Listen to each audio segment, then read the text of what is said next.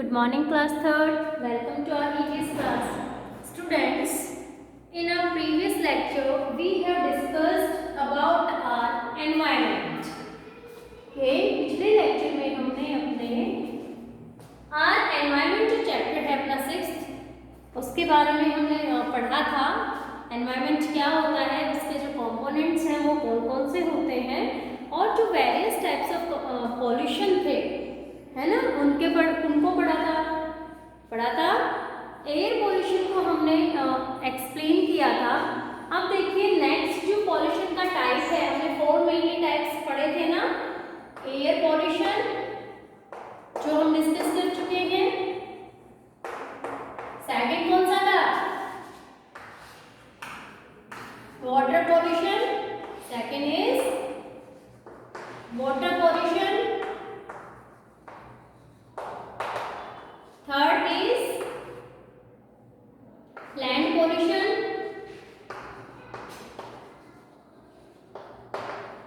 And fourth is noise pollution.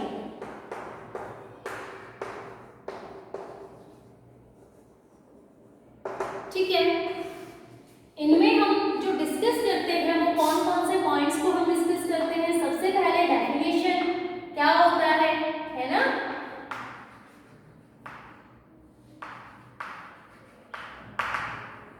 Then causes,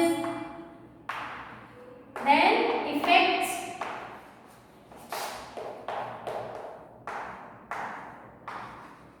effects on living beings. Then way to prevent.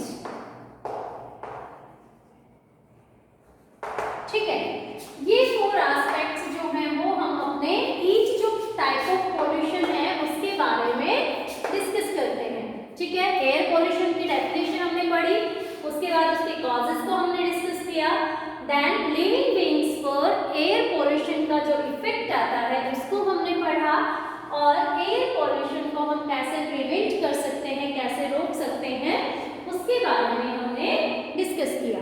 ठीक है, आज के lecture में हम अपने वाटर पोल्यूशन को डिस्कस करेंगे. तो जो अपने एस्पेक्ट्स हैं वाटर पोल्यूशन को डिस्कस करने के वो ये 4 रहेंगे. सबसे पहले डेफिनेशन की अगर हम बात करें तो वाटर पोल्यूशन को हम कैसे डिफाइन करेंगे. The contamination of water bye harmful substances is called water pollution. Definition क्या हो जाएगी? The contamination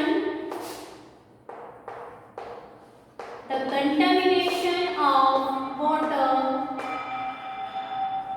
by harmful substances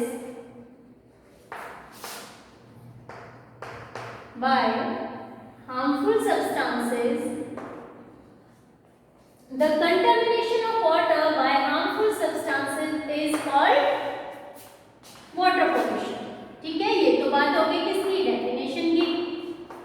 समझ आ गया कि वाटर के अंदर, वाटर बॉडीज के अंदर हार्मफुल सब्सटेंसेस का ऐड होना क्या है? Water pollution. कॉजेस क्या क्या हो सकते हैं? ठीक है, कॉजेस कौन कौन से होंगे भाई?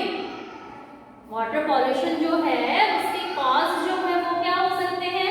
सबसे पहला आता है dumping of garbage into water bodies. Dumping of garbage into water bodies. जो हमारा वेस्ट होता है, जो गार्बेज होता है, उसको हम डंप करते हैं, थ्रो कर देते हैं वाटर बॉडीज में, जिसकी वजह से वाटर जो है वो वहाँ का पॉल्यूटेड हो जाएगा. सेकंड बताइए सेकंड कॉज क्या हो सकता है? Washing of clothes and utensils near the water bodies. ठीक है, सेकंड आता है washing of clothes and utensils near the water bodies. है ना भाई, जो वाटर बॉडीज है लाइक रिवर, लेक, पॉन्ड, उनके आसपास washing of clothes and utensils.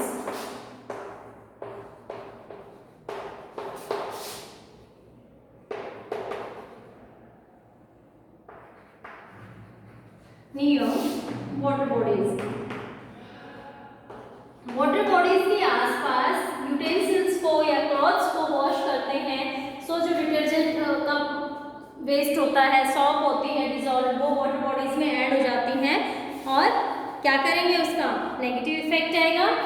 Third आता है कि जो इंडस्ट्रियल वेस्ट होता है उनको थ्रो करना इसमें वाटर बॉडीज में, ठीक है। थर्ड लिखेंगे थ्रोइंग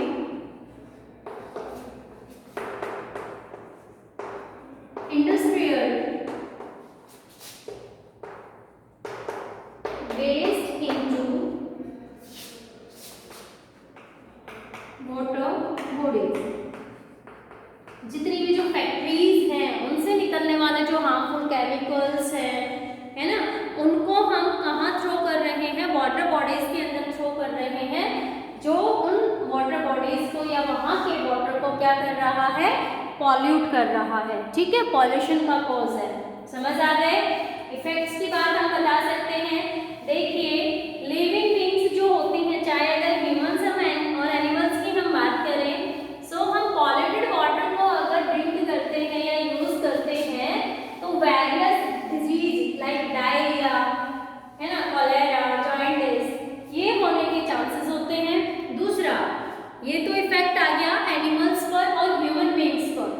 प्लांट्स को कैसे इफेक्ट करेगा, इसके अलावा जितने भी एक्वेटिक एनिमल्स होते हैं, एक्वेटिक प्लांट्स होते हैं, उन पर भी नेगेटिव इफेक्ट आता है वाटर पॉल्यूशन का, क्योंकि जिस एक्वेटिक है भाई उस वाटर के अंदर वो रह रहे हैं, अगर वहाँ पर उनको फ्रेश क्लीन एंड एनवायरनमेंट नहीं मिलेगा, वहाँ पर उनको पॉइजनस केमिकल्स मिलेंगे, तो वो क्या होंगे, इफेक्ट होंगे ना।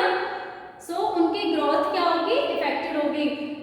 अगर आपने ऑब्जर्व किया हो तो जो एक्वेटिक एनिमल्स हैं या एक्वेटिक क्रिएचर्स हैं या प्लांट्स हैं वो डेड हो जाते हैं कब, अगर हमने एक्सेस में पॉल्यूट कर दिया है ना। इतना तो हमें पता है कि वाटर के अंदर बहुत सारे जो स्मॉल क्रिएचर्स होते हैं, स्मॉल लिविंग थिंग्स होती हैं, वो वहाँ पर प्रेजेंट होती हैं।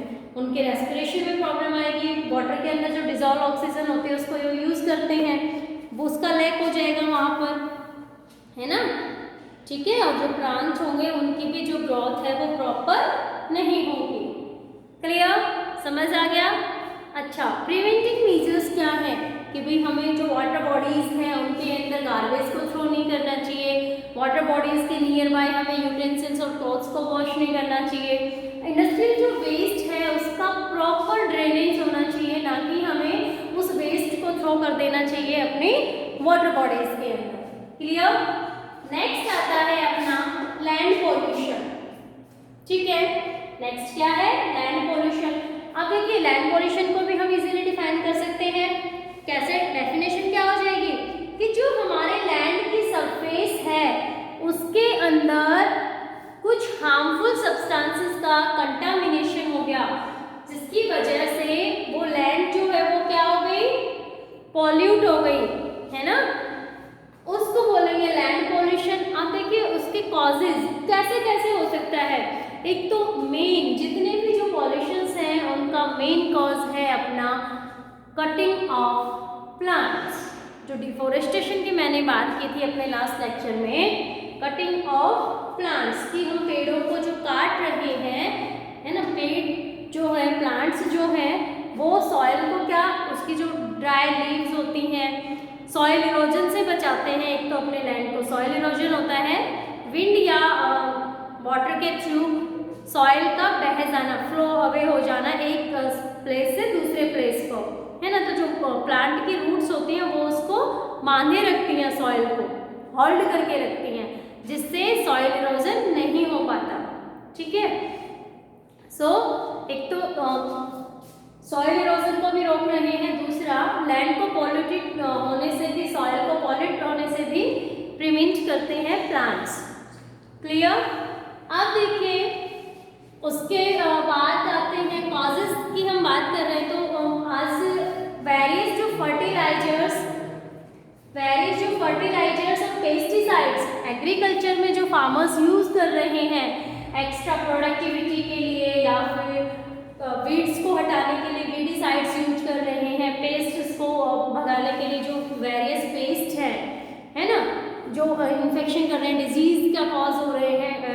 क्रॉप्स के अंदर, उनको दूर करने के लिए जो पेस्टिसाइड्स वो यूज़ करते हैं। तो एक्चुअल में जो पेस्टिसाइड्स और वीडिसाइड्स हैं वो क्या हैं, केमिकल्स हैं, और वो डिजॉल्व नहीं होते, डिकम्पोज नहीं होते, वो एज इट इज कहाँ रहेंगे, सॉइल में रहेंगे, लैंड में रहेंगे, और उस सॉइल से वो जो हार्मफुल सब्सटेंसेस हैं वो प्लांट्स की ग्रोथ पर इफेक्ट डालेंगे।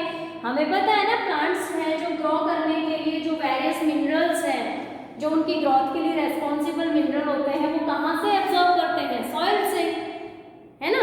सो उनको जो रिक्वायर्ड मिनरल्स हैं वो तो सॉइल में मिलेंगे नहीं, हार्मफुल सब्सटेंसेस वहाँ से वो ऑब्जर्व करेंगे, तो उनकी जो ग्रोथ है वो भी क्या होगी, प्लांट्स की अफेक्टेड होगी। ठीक है, समझ आया, ये कॉजेज हैं, इफेक्ट्स हैं। अब देखिए कैसे हम रोक सकते हैं, ज़्यादा से ज़्यादा पेड़ लगाने चाहिए, वेस्ट को बर्न नहीं होना चाहिए। अब देखना, आप प्लास्टिक को कभी बर्न करके देखना, एक तो बिल्कुल ब्लैक कलर का धुआं निकलता है, साथ में जो राख जो होती है ना, बर्निंग जो ऐश होती है वो कैसी हार्ड होती है और डिकम्पोज नहीं होती, वो एज इट इज रहती है।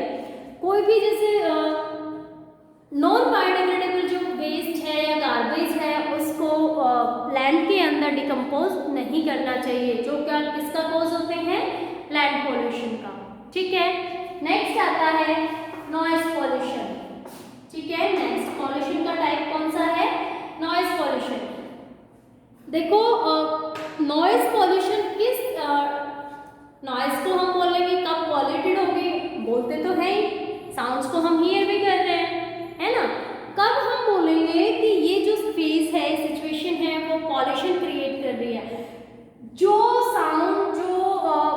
साउंड हमें डिस्कम्फर्ट करती है, इरिटेट कर रही है ना, जो हमारे ईयर्स को डिस्कम्फर्ट फील कराती है, उसको हम क्या बोलेंगे, उस साउंड को, उस सिचुएशन को नॉइज पॉल्यूशन। ठीक है, वो साउंड जो हमारे ईयर्स को डिस्कम्फर्ट लगती है, डिस्कम्फर्ट फील कराती है, कंफर्टेबली हम सुन रहे हैं। ठीक है, अब आप देखो कोई हॉर्न ब्लो कर रहा है बहुत तेज और कंटिन्यू, इरिटेशन होती है ना, होती है। अगर हमने कंटिन्यू लाउड साउंड पर लाउड स्पीकर्स को सुना है हमने या यूज़ किया है तो भी इरिटेशन होती है। देखो जो कॉजेज है ये लाउड स्पीकर्स, जो अननेसेसरी हॉर्न ब्लो कर रहे हैं हम, इनका यूज़ हो रहा है ना, और क्रैकर्स जो ब्लास्ट होते हैं, ब्लास्ट जो हम करते हैं, क्रैकर्स को ब्लास्ट करते हैं तो एक साउंड प्रोड्यूस करते हैं ना एक लार्ज अमाउंट में। ठीक है, सो जो हमें डिस्कम्फर्ट फील करा रही है वो साउंड्स किसका कॉज है, नॉइज पॉल्यूशन का। ठीक है, अब कॉजेज की तो बात कर ली हमने, इफेक्ट्स क्या होंगे, अगर हमने कंटिन्यू लाउड साउंड को हियर किया है, सो कंटिन्यू हेडेक होगी, स्लीपनेस आएगी, है ना, नींद कम आना, स्लीपनेस होगा। सो इस टाइप के जो डिजीजेस हैं वो ह्यूमन बींग्स में ऑक्योर होंगी। कैसे हम रोक सकते हैं, तो अननेसेसरी हॉर्न ब्लो नहीं करना चाहिए, जो लाउड स्पीकर्स हैं उनको अवॉइड करना चाहिए, है ना, बहुत ज़्यादा लाउड साउंड के अंदर स्पीकर्स को प्ले नहीं करना चाहिए। ठीक है, फायर क्रैकर्स जो होते हैं एक्स्ट्रा साउंड वाले, उनको यूज़ नहीं करना चाहिए। ठीक है, समझ आया, various types of pollution, definition, उनके कॉजेज, उनके इफेक्ट्स लिविंग बीइंग्स पर, और उनके प्रिवेंटिंग मेजर्स, कैसे हम उन पॉल्यूशन से बच सकते हैं। अब देखिए इसी चैप्टर में अपना लास्ट पॉइंट आता है, नेक्स्ट पॉइंट आता है 3R प्रिंसिपल। क्या है, 3R's प्रिंसिपल।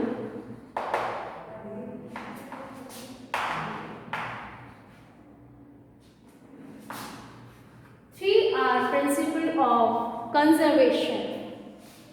ठीक है, ये जो 3R प्रिंसिपल है, 3R प्रिंसिपल ऑफ कंजर्वेशन, कि कैसे जो हमने पॉल्यूशन की बात की, जो हम बात कर रहे थे, कैसे हम अपने एनवायरनमेंट को सेव कर सकते हैं। कंजर्वेशन से मतलब होता है किसी चीज को सेव करना, बचाना, ठीक है। सो हम अपने एनवायरनमेंट को कंजर्व करने के लिए, सेव करने के लिए 3R प्रिंसिपल यूज करते हैं। अब देखिए वो 3R क्या है। पहला R रेफर होता है, 3R का मतलब होता है 3 टाइम R। फर्स्ट जो R है वो रेफर होता है कौन सी टर्म के लिए, रिड्यूस। सेकंड जो R है वो रेफर होता है रीयूज, और जो थर्ड R है वो होता है रिसाइकिल। ठीक है, समझ आया? रिड्यूस, रीयूज एंड रिसाइकिल, इसीलिए हमने इसको बोला 3R's प्रिंसिपल। 3 जो R's है इनको फॉलो करना चाहिए हमें अपने एनवायरनमेंट को, हमारी जो अबायोटिक कंपोनेंट्स हैं, नेचुरल सोर्सेज हैं, उनको सेव करने के लिए, उनको कंजर्व करने के लिए हमें 3R जो प्रिंसिपल है उसको फॉलो करना चाहिए। रिड्यूस, रिड्यूस का मतलब होता है कम करना, लेस यूज। क्या है? Less use. अब देखिए वो सब्सटेंसेस जो हमारे एनवायरनमेंट के लिए हार्मफुल है, हमें उनके यूज को रिड्यूस करना है, कम करना है, कम से कम। जहां बहुत ज्यादा नेसेसिटी हो वहीं पर हमें उन कंपोनेंट्स को, उन सब्सटेंसेस को यूज करना है। ठीक है, ये हो गया रिडक्शन, कमी, लेस यूज। सेकंड जो R है उसका जो रेफरेंस टर्म है दैट इज रीयूज। अगर हमने किसी भी ऑब्जेक्ट को, कोई भी थिंग है, एक बार यूज कर लिया तो हमें उसको रीयूज करना। रीयूज मतलब दोबारा से एक पर्पस के लिए, किसी एक मेन मोटिव के लिए हमने किसी ऑब्जेक्ट को यूज किया है। अब उसको एक बार यूज एंड थ्रो की बजाय हमें ये देखना चाहिए कि किस तरह से ये जो यूज्ड ऑब्जेक्ट था, है ना, यूज्ड जो एप्लायंस था, वो हमारे दूसरे किसी काम में आ सकता है, वो है रीयूज। थर्ड आता है रिसाइकिल। जो 3R प्रिंसिपल है उसका जो थर्ड R है वो रेफर होता है रिसाइकिल टर्म। रिसाइकिल मतलब एक ऑब्जेक्ट से जो हमने यूज कर लिया उससे कोई दूसरी यूजफुल थिंग बनाना। जो यूज्ड मटेरियल था अपना, जो यूज्ड ऑब्जेक्ट थे, अब हमें पता है वो हमारे किसी दूसरे यूज नहीं आ सकते, सो उनको मेल्ट करके कोई दूसरी न्यू थिंग्स, दूसरी न्यू यूजफुल थिंग्स प्रिपेयर करना, बनाना, क्या कहलाएगा? रिसाइकलिंग। ठीक है, तो इस तरह से 3R प्रिंसिपल को फॉलो करके हम अपने जो एनवायरनमेंट के कंपोनेंट्स हैं उनको कंजर्व कर सकते हैं। क्लियर? समझ आया? 3R principle, various types of pollution और बायोटिक और अबायोटिक कंपोनेंट्स और लिविंग और non living components of the environment. Clear? Okay, thank you, have a good day students.